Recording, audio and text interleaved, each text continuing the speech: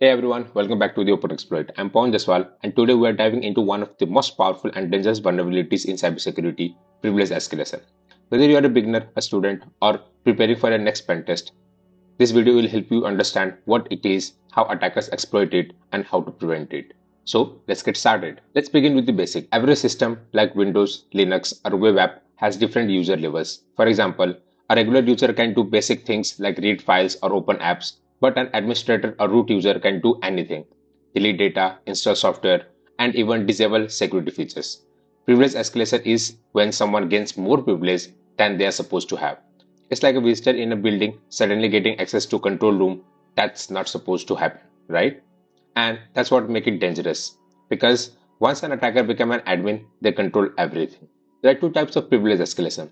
The first is vertical privilege escalation. This is when a low-level user, like a guest, become an admin. It's most common type. Then comes horizontal privilege escalation. This is when one user access another user's data or functions without increasing their privilege level. For example, imagine a banking site where you change the URL and suddenly see someone else's account info. That's horizontal privilege escalation. Let's look at a few real world examples. Example 1. In Linux, if sudo file is misconfigured, a user might run sudo bash and instantly become root. Scary, right? Example 2. In Windows, attacker use something called token impersonation to run commands as system, the most powerful user. Example 3. In web apps, if developer forgets to check user roles before showing an admin dashboard, attackers can just modify cookies or URLs and take control. These are common and attackers know exactly where to look. Now, how do attackers actually find these weaknesses? They use tools and a lot of them are publicly available. On Linux, tools like linpiece and reroute are used to scan for misconfigurations, SUID, and more. On Windows, tools like WinPeace and PowerUp look for weak permissions, vulnerable services, and DLL hijacking. These tools automate the boring part and show you exactly what to exploit. If you are learning or doing a legal pen test, here's how to start.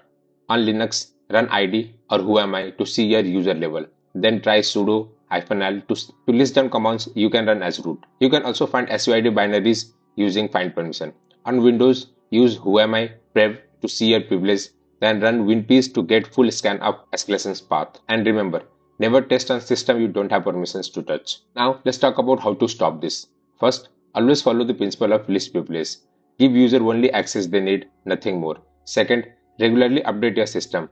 Many privilege escalation attacks exploit outdated software. Third, audit your permissions, file access, and sudoers file. Make sure user cannot write to critical file system. And lastly, use EDR solutions and log monitoring tool to detect suspicious behavior quickly. Let's recap. Privilege escalation lets attacker become admin. Vertical equals to user to admin. Horizontal equals to user to another user. Tools like linpiece, winpiece, and PowerUp help find weak spots.